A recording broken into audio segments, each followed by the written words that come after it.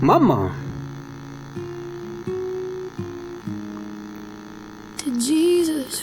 ese Yesu yaba yarakubonye? Mbere yuko wamenye ko wari wagiye, ese yaragutegereje mu mutuzo aho umwuka wawe wa nyuma wahindutse indirimbo? Ese yaba yaraguhamagaye mu mazina? Nabyumvishe ubuzima bwanjye bwose ndi gusenga. Ese yaba yarakubwiye ko umwana wagiye kumera neza mu gihe ndi kukwinginga ngo ugume hano? Mama, mama, ni wowe wa mbere wari ukeneye gukira, ariko ni njye wa mbere wabyangirije. Ijuru ryatwaye akababaro kawe kose, ariko ryatwaye n'isi yanjye yose. Wahoraga uhari ngo umfate, ariko ubu nta gihari cyo gufata. Bwanyu wabanye mu rugo hawe na Yesu, sinigeze ntekereza ko ari kure yo mu rugo.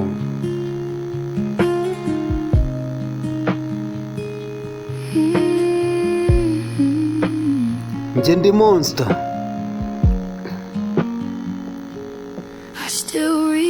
Ndacyashakisha guhamagara nimero yawe mu gihe ntacyo nzi cyo gukora. Buri gihe ikintu cyiza kiraba, intekerezo zanjye ni ukukubwira. Umutuzo unsubiza inyuma aho umutima wanjye ugoye kwizera.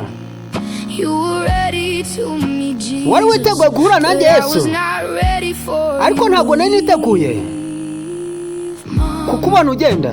Mama, ese yaba yarakweretse buri sengesho watekereje ko ryazimiye? Ese yaba yarakweretse buri mwanya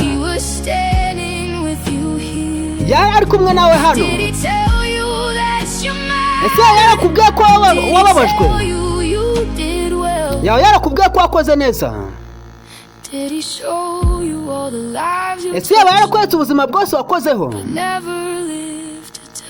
ariko utigeze uvuga?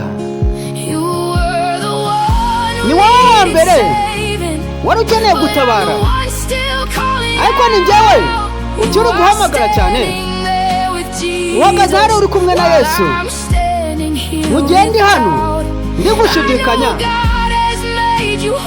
Ndabizi Imana yakugize uwuzuye, ndabizi ibyiringiro byarakubohoye. Ijuru ritekereza ko rifite buri kimwe, kubera ko ijuru riragufite ariko ntabwo rimfite. Mama, mama,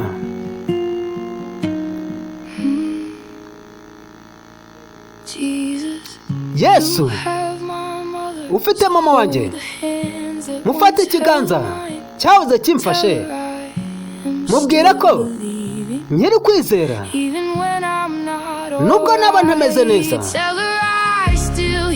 Mubwire ko nkiri hano numva indirimbo ze, igihe urusengero rutuje.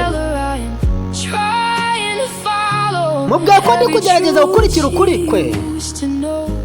Yarazi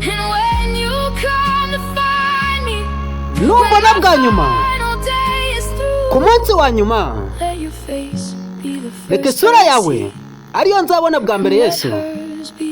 Ureke isura ya mama izaba iya kabiri mbona. Mama, ese Yesu yaba yarakubonye? Nizere ko yavuze, mukobwa wanjye, nahoze ngutegereje hano. Njye ndi monster.